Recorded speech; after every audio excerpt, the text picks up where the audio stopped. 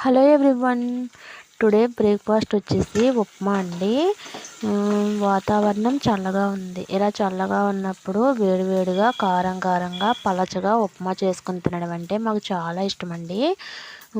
కానీ ఉప్మా కొంతమంది గట్టిగా చేసుకుంటారు. అలా చేసుకుంటే అస్సలు టేస్ట్ అనిపించదండి. మాకైతే పలచగా చేసుకుంటే టేస్ట్ బాగుంటుంది. చూడడానికి హల్వాలా ఉంటుంది, కానీ టేస్ట్ అయితే సూపర్గా ఉంటుందండి.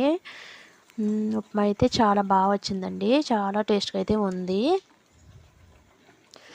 మా ఊర్లో చెల్లు అయితే దంచేస్తున్నాయండి. ఇలా చల్ల చల్లగా ఉన్నప్పుడు ఇలా వేడివేడిగా ఉప్మా చేసుకుంటే టేస్ట్ చాలా బాగుంటుంది. మాకైతే చాలా ఇష్టం.